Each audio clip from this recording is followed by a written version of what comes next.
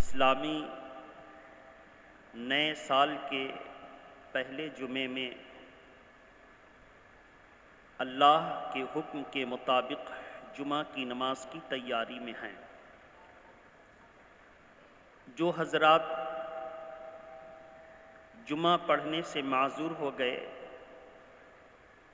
یعنی کسی عذر کی وجہ سے جمعہ نہ آ سکے، تو ایسے تمام مسلمان مردوں کے اوپر اس کے بدلے میں ظہر فرض ہے۔ وہ اپنے اپنے گھر میں جمعہ کے دن تنہا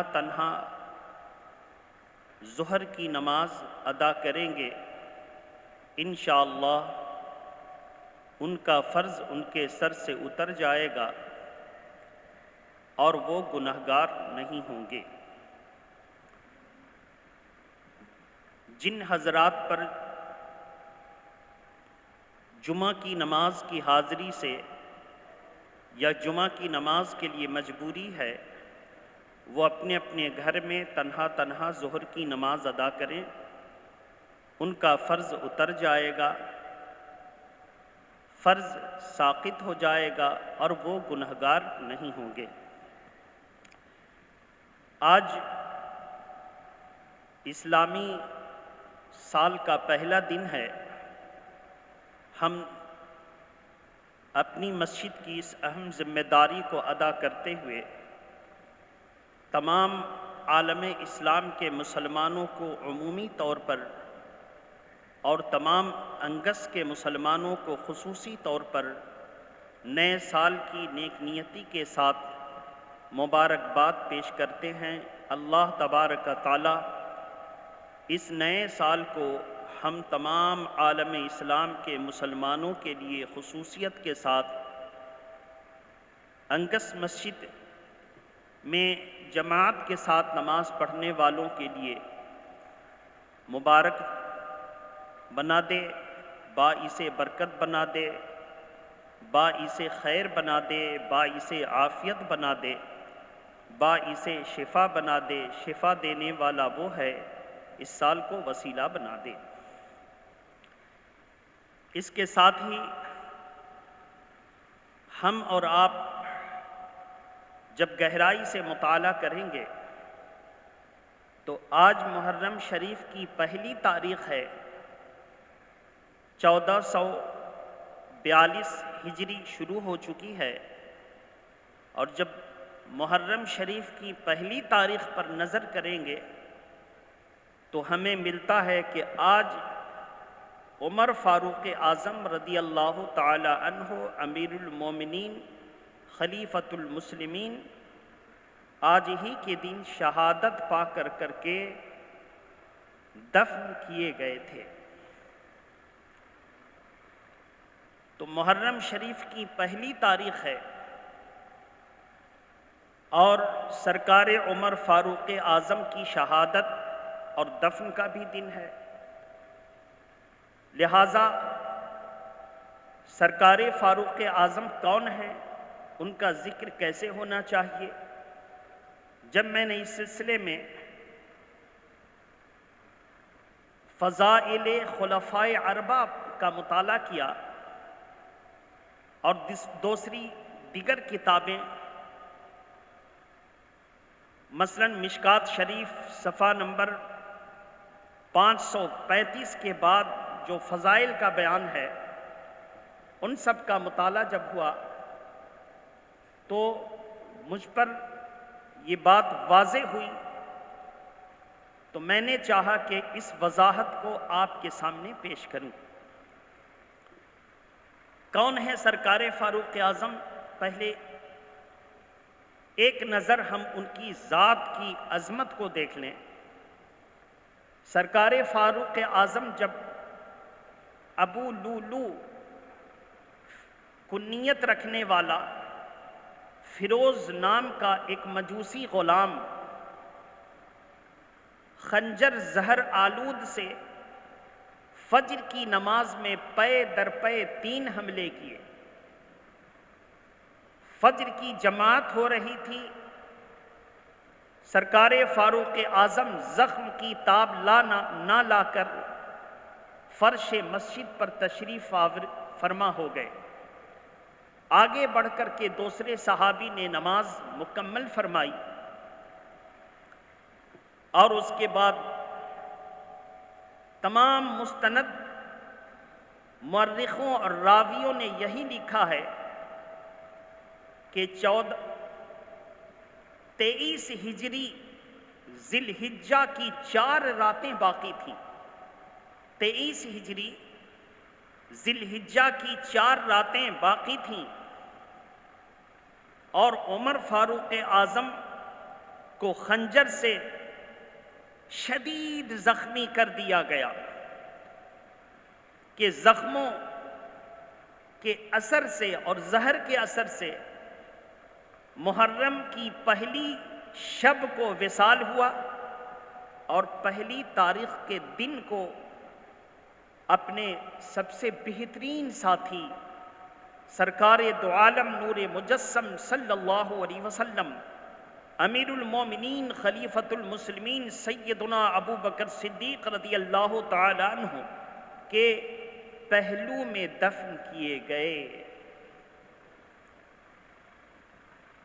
اب ہم ایسی شخصیت کے جملے آپ کے سامنے ہم پیش کریں گے، مگر محبت کے ساتھ درود شریف پڑھیں۔ اللہم صلی علی سیدنا شفینا حبیبنا مولانا محمد وآلہ واصحابہ وبارک وسلم صلاۃ و سلام علیکہ یا رسول اللہ، تاکہ آپ کو لگے کہ محرم شریف کی پہلی تاریخ ہے، فاروق اعظم کا ذکر ہو رہا ہے، ہونا تو امام حسین کا چاہیے، تو ہم امام حسین کے ابا کی بارگاہ میں چلتے ہیں۔ امیر المومنین خلیفۃ المسلمین سیدنا علی ابن ابی طالب رضی اللہ تعالی عنہ جب سرکار فاروق اعظم کو مکمل تجہیز کر کے کفن دے کر کے رکھا گیا عام زیارت کے لیے، تو امیر المومنین ابو طالب کے بیٹے ابو الحسن یعنی حضرت علی تشریف لائے، کنیت ابو الحسن، حضرت علی کی کنیت ابو الحسن تشریف لائے۔ ایک صحابی ہیں، روایت کرتے ہیں کہ میرے پیٹھ کی طرف سے کسی نے میرے کاندھے پر ہاتھ رکھا، اس رکھنے والے نے یہ کہا، رندھی ہوئی آواز سے، اشک بار آنکھوں سے یہ کہا، درد اور کرب کے ساتھ یہ کہا، آپ وہ ہیں کہ اللہ کے پیارے نبی جب کچھ کہتے تو کہتے تھے میں ابو بکر اور عمر آئے، میں ابو بکر اور عمر گئے، میں ابو بکر اور عمر نے یہ کام کیا۔ حضور اپنے ساتھ آپ دونوں کا نام لیتے تھے۔ حضور صلی اللہ علیہ وسلم فرماتے تھے میں ابو بکر اور عمر نے یہ معاملہ انجام دیا، ہر معاملے میں آپ کا نام لیتے تھے۔ میں یقین کے ساتھ کہتا ہوں جن کو پوری زندگی ساتھ رکھا، قبر انور میں ان کو ساتھ رکھیں گے۔ یہ ہے فاروق اعظم کی شان۔ اب اتنے بڑے عالم نے جب تعریف کی، اتنے بڑے ولی نے تعریف کی، تمام عالموں کا شجرہ وہاں ختم، تمام ولیوں کا شجرہ وہاں مرفوع۔ آج جب انہوں نے تعریف کی تو سرکار فاروق اعظم کا درجہ سمجھ میں آیا۔ وہ بے شک اللہ کے پیارے نبی صلی اللہ تعالی وسلم اور سیدنا ابو بکر صدیق کے بعد مسلمانوں میں سب سے افضل تھے، مسلمانوں میں سب سے افضل۔ درود شریف پڑھیں، اللہم صلی علی سیدنا شفینا حبیبنا مولانا محمد وعلی آلہ واصحابہ وبارک وسلم۔ سرکار فاروق اعظم تفصیل سے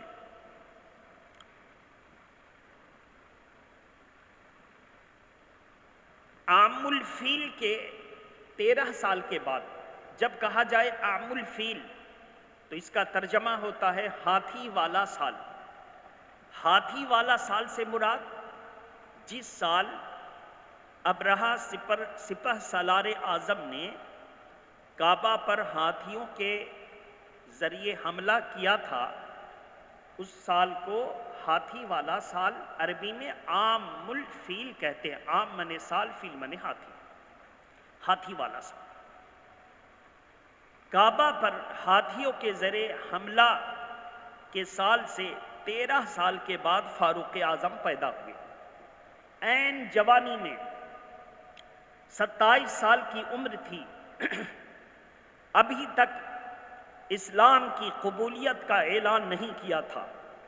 یہ وہی فاروق اعظم ہیں کہ اپنی سگی ہمشیرہ، اپنی بہن کے بارے میں جب خبر ملتی ہے کہ میری بہن اور بہنوئی ایمان لا چکے ہیں، تو ان کے گھر تلوار لے کر غصے میں گئے اور بڑی شدت کے ساتھ ان کو سزا دی، لہو لہان کر دیا۔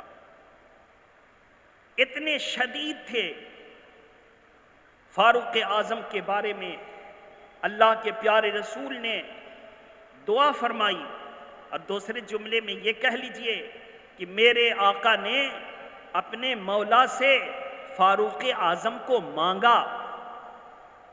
مانگا کیسے؟ دعا کرتے ہیں اللہم اعز الاسلام بے عمرہ خاصہ، اے اللہ اسلام کو عزت عطا فرما عمر ابن خطاب کے ذریعے خصوصیت کے ساتھ۔ یعنی اسلام کو عزت تو سب سے ملے گی، لیکن خصوصی عزت اگر ملے گی تو عمر سے ملے گی۔ صحابہ اکرام میں سے کسی نے سنا عمر فاروق اعظم کا، جا کر دامن پکڑا، اللہ کے پیارے نبی نے تمہیں مانگا ہے، اور میں نے سنا وہ دعا کرتے تھے کہ اللہ اسلام کو عمر ابن خطاب ابن نفیل سے عزت عطا فرما۔ اے عمر، میں جانتا ہوں کہ میرے پیارے نبی کی دعا قبول ہوتی ہے، تمہارے حق میں دعا قبول ہوگی اور تم اسلام کے دامن میں وابستہ ہو جاؤ گے۔ عمر فاروق اعظم کفر کی حالت میں تھے، جلال میں آئے اور تلوار لے کر کے چلے، مجھے اپنے قریب کریں گے، آج میں کام ہی تمام کر دوں گا۔ کسی نے تلوار، شمشیر، لوگ شمشیر کہتے ہیں، شمشیر ہاتھ میں دیکھی تو کہے کہاں چلے؟ کہا کہ آج اسلام کے نام لیواؤں کا کام ہی ختم کر دوں گا۔ کہا کہ وہ بعد میں کرنا، سب سے پہلے اپنے بہن کی خبر لو۔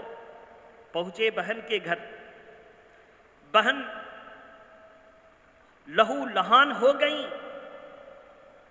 اپنے بھائی کے تشدد سے، لیکن اسلام پر قائم رہتے ہوئے کہہ دیا کہ بھیا تم مجھے مار کر کے مار دو گے، مگر اسلام کی چاشنی جو میرے سینے میں اتر گئی، جو حلاوت اتر گئی، اب نہ ہو سکے گا کہ ہم اسلام سے پھر جائیں، اس لیے کہ اللہ نے دنیا میں آدم کو سب سے پہلے اتارا، سب سے پہلا آدمی آیا تو وہ مسلمان، سب سے پہلا آدمی۔ یہ بیچ میں گڑبڑی ہوئی اور پھر ہم اپنے گھر واپس ہو گئے، اب اپنے گھر سے ہم نہیں نکل سکتے، اسلام سے ہم نہیں نکل سکتے۔ سب سے پہلا آدمی مسلمانوں کا نبی آدم علیہ السلام، یہ بیچ میں گڑبڑی ہو گئی۔ عمر فاروق اعظم نے جب بہن کو اسلام میں تسلط کے ساتھ ایک عورت ہو کر کھڑے دیکھا، کہا یہ تو عورت ہے، جس ماں کا اس نے دودھ پیا اسی ماں کا میں نے بھی دودھ پیا، یہ حق پر ہے، اس لیے کہ اتنی مار کھانے کے بعد کوئی بھی ڈر سے بھی غلط بول سکتا ہے، لیکن یہ صحیح بولتے جا رہی ہے اس لیے کہ اس کا مذہب حق ہے۔ کہا اچھا لاؤ، تم کون سی کتاب پڑھ رہی تھی مجھے بھی سناؤ۔ کہا پہلے تم غسل کر لو، پاک ہو لو، ظاہر کو پاک کر دیا۔ بہن نام تھا فاطمہ، بہن نے ظاہر کو پاک کیا، اللہ کے رسول نے اس کے باطن کو پاک کر دیا۔ بہن نے اس کا ظاہر پاک کروایا۔ قرآن مجید کے اوراق ان کے ہاتھ میں دیے اتفاق سے۔ قرآن مجید پارہ نمبر 16 کی سورہ طٰہٰ پر ان کی نظر پڑی۔ اہل عرب تھے، عربی میں کمال مہارت حاصل تھا، لغت کے حسین جانکار تھے۔ طٰہٰ ما انزلنا علیک القرآن لتشقی، جیسے ہی چند آیات کریمہ سورہ طٰہٰ کی پڑھیں بدن کپ کپانے لگا۔ ہمشیرہ کہتی ہیں میرے بھائی عمر خوف سے کپ کپانے لگے، یہاں تک کہ ہاتھ سے اوراق پھسل کر منتشر ہو جاتے۔ میں نے ان قرآن مجید کے متبرک اوراق کو اپنے دامن میں لیا، اپنے ہاتھوں میں لے کر سینے سے سٹایا، آنکھیں اشک بار ہوئیں، تلوار جھک گئے۔ بہن بہنوئی نے جب یہ منظر دیکھا تو بہنوئی اور بہنوئی کے استاد اسی گھر میں چھپے ہوئے تھے کہ عمر تشدد کریں گے، باہر نکل گئے۔ اب دیکھا کہ ان کا موڈ اسلام کے لیے بن گیا، اسلام کی محبت ان کے سینے میں آ گئی۔ مبارکباد دیتے ہیں بہنوئی کہ مبارک ہو، استاد جو آئے تھے پڑھانے کے لیے وہ مبارکباد دیتے ہیں دونوں صحابی۔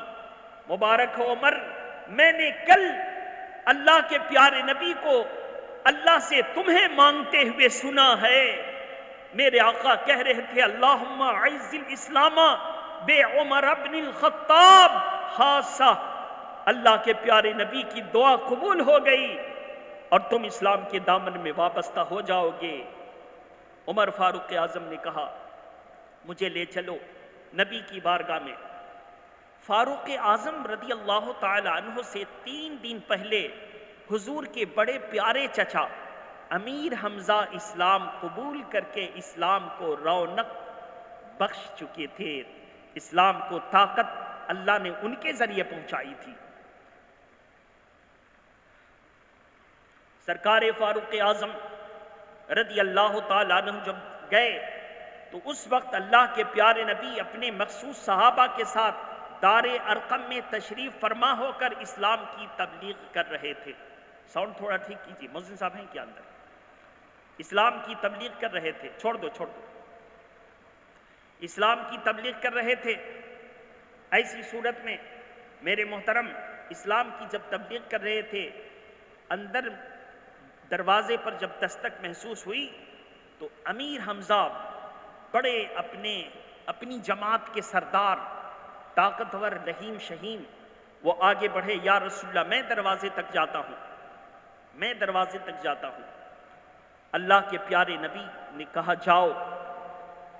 دروازے کے جھروکے سے جو شگاف ہوتی ہے، جھروکے سے جھانکا، حضور کی بارگاہ میں حاضر ہوئے، کہا یا رسول اللہ عمر آئے ہیں۔ اللہ کے پیارے نبی نے فرمایا دروازہ کھول دو، ڈرو مت، عمر اچھی نیت سے آئے ہیں تو ان کا استقبال ہے، اور بری نیت سے آئے ہیں تو کوئی غضب نہیں پہنچا سکیں گے۔ عمر فاروق اعظم آئے، تلوار کو نبی کے قدموں میں رکھ دیا، گویا کہ سرنڈر ہو گئے، اور کہا یا رسول اللہ اب کچھ نہیں سننا، میرے آقا کلمہ پڑھا کر کے اسلام میں وابستہ فرما دیجیے۔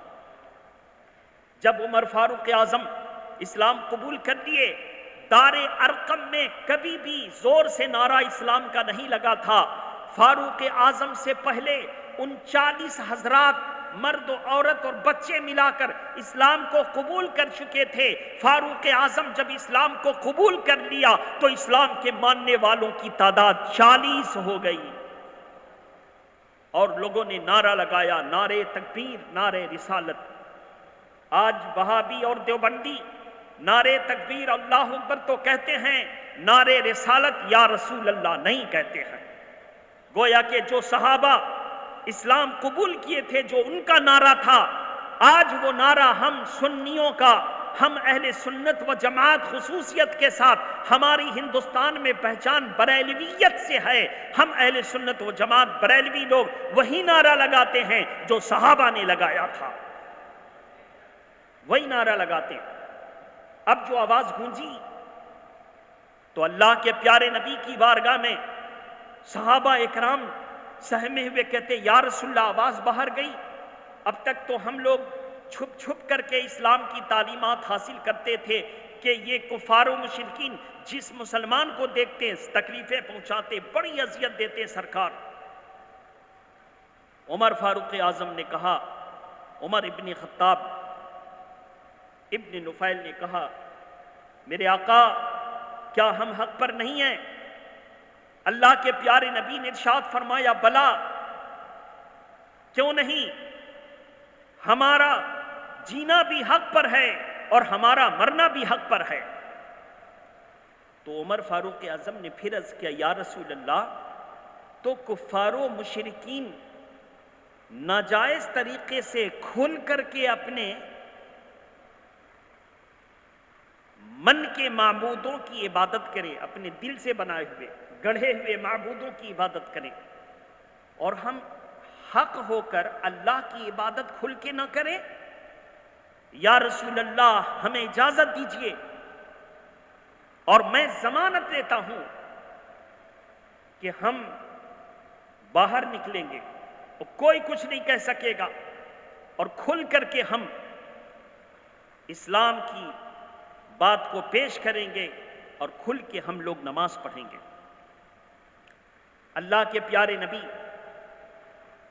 کھل کر کے جب بات آئی تو جو اللہ کی طرف سے اس وقت ملا تھا حضور کو،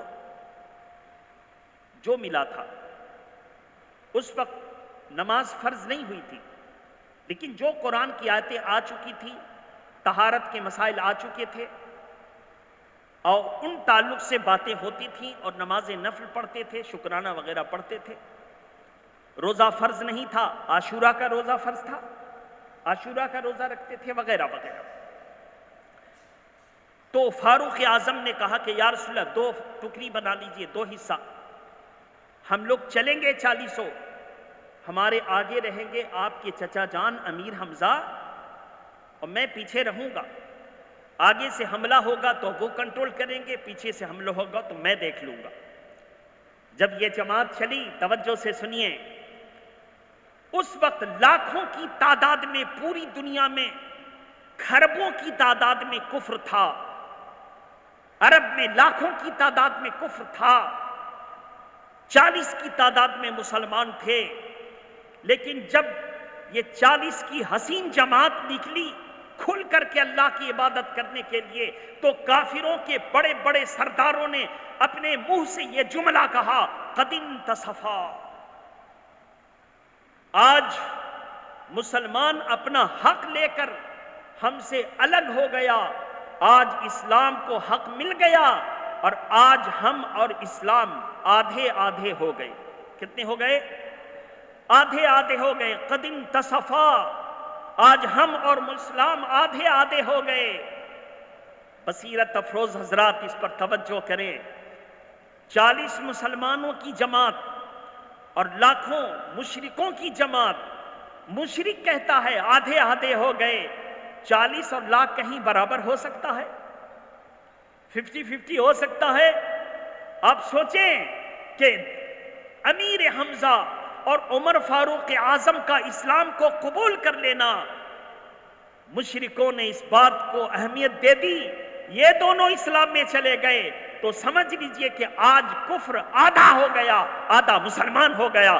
گویا کہ یہ دونوں لاکھوں مشرکوں پر بھاری تھے، لاکھوں، 40 ہی ہوئے تھے، کہا کہ آدھا ہو گیا۔ آپ اندازہ کریں، وہ تنہا ہو کر لاکھوں پر بھاری، اور ہم لاکھوں ہو کر کے جو ہے کمزور اور حقیروں کے ساتھ یرغمال بنے ہوئے، پسے ہوئے، مرے ہوئے، دبے ہوئے، لچے ہوئے، صرف اس وجہ سے وہ معزز تھے مسلمان ہو کر، اور ہم خار ہوئے تارکیں قرآن ہو کر۔ آج بھی ہو گر ابراہیم سا ایماں پیدا، آگ کر سکتی ہے اندازے گلستہ پیدا۔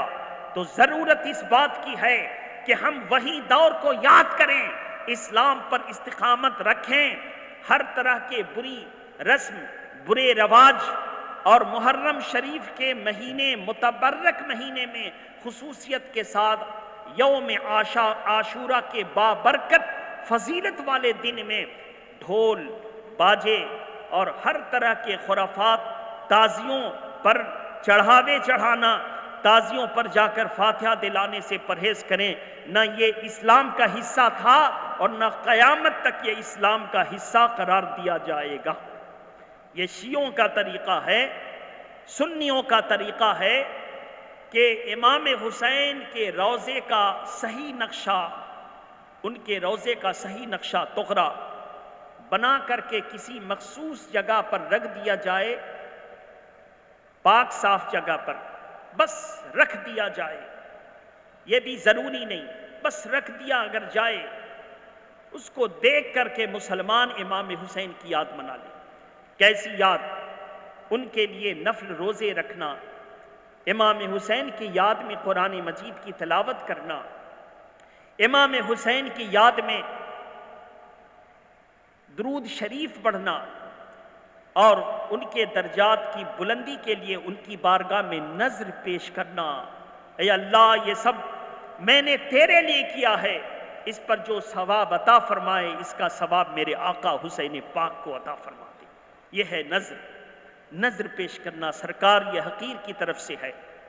اب جب آپ اپنے گھر سے پیش کریں گے فاتحہ وغیرہ کر کے، تو سرکار کی توجہ آپ کے گھر پر ہوگی۔ کون ہے میرا غلام جو مجھے نذران محبت فاتحہ کی صورت میں پیش کیا، نیاز کی صورت میں پیش کیا؟ ایک مرتبہ اگر ان کی توجہ، ان کی روحانیت نے آپ کے گھر کو دیکھ لیا، پوری زندگی آپ کی سنور جائے گی، پوری زندگی۔ اس لیے اپنے گھروں میں فاتحہ کرائیں، خصوصیت کے ساتھ اکھاڑے اور دیگر چیزوں کے لیے اور گلیوں اور سڑکوں کو سجانے کے لیے اگر کوئی چندہ لینے کے لیے آئے تو آپ اس کو چندہ نہ دیں۔ آپ اپنے گھروں کو خود آباد رکھیں، یہ دنیا کی لائٹ سے نہیں بلکہ دین کی لائٹ، دین کی روشنی سے، اسلام کی روشنی سے۔ اسلام کی روشنی ہے نماز کی پابندی، اسلام کی روشنی ہے قرآن کی تلاوت، اسلام کی روشنی ہے شریعت کا احترام کرتے ہوئے عمل، اسلام کی روشنی ہے بڑوں کی عزت کرنا، ضرورت مندوں کی ضرورت پوری کرنا۔ اور اگر کسی نے امام حسین کی یاد میں کوئی منت مانی ہے تو منت کی صورت میں اچھے اچھے کھانے پکوا کر محرم کی 10 تاریخ یوم عاشورہ کو اپنے بال بچوں کو بھی کھلانا، غریبوں مسکینوں کو بھی کھلانا، جو بڑے روزے دار ہیں ان کو روزہ سے رکھ کر کے اس نفلی روزے کو ادا کرنا اور اس کو یہ نیت کرنا، یا اللہ یہ نفلی روزہ تیرے لیے، اس کا ثواب میرے حسین کے لیے۔ اس طرح کر دیں، جائز کام کریں اور اندھا چندہ کے دھندے میں نہ پڑیں۔ اور جو لوگ امام حسین کمیٹی، خواجہ غریب نواز کمیٹی، یہ کمیٹی وہ کمیٹی، ان کمیٹیوں پر بھی دھیان دیں۔ یہ جب تعزیہ بنا رہے ہوں گے تو شراب پی کر، تو ان کمیٹیوں پر دھیان دینے کی ضرورت ہے۔ جا کر کے رات کی تاریکی میں دیکھیں کہ یہ تعزیہ بنانے کے چکر میں شراب نوشی تو نہیں کر رہے۔ اگر شراب نوشی کر رہے تو ہر مسلمان کو سخت ایکشن لینے کی ضرورت ہے، اور اس لیے ضرورت ہے کہ امام حسین کا چاہنے والا شراب پیے، یہ نہیں ہو سکتا۔ امام حسین کا چاہنے والا شراب کے نشے میں تعزیہ بنائے، یہ نہیں ہو سکتا۔ یہ تعزیہ نہیں ہے، یہ شیطانی عمل ہے جو شراب کے نشے میں اور کسی بزرگ اور بریلی شریف کی نسبت رکھنے والے ان کے مزارات مقدسہ کا نقشہ نہ بنایا جائے، کیونکہ یہ خرافات ہے۔ اگر بنانا ہی ہے تو بس اتنی اجازت ہے، امام حسین کا روضہ بنایا جائے، نہ گھمایا جائے، نہ چڑھاوے چڑھائے جائیں، نہ فاتحہ کرائی جائے، بلکہ صرف بنا دیا جائے جیسے گھر میں کعبہ شریف کا نقشہ رہتا ہے اور اس کا لوگ احترام کرتے ہیں۔ اللہ تبارک و تعالی باشعور حضرات اور اللہ کا خوف رکھنے والے حضرات اور خواتین کو اس پر عمل کرنے کی توفیق عطا فرمائے۔ وآخر دعوانا ان الحمدللہ رب العالمین۔ السلام علیکم۔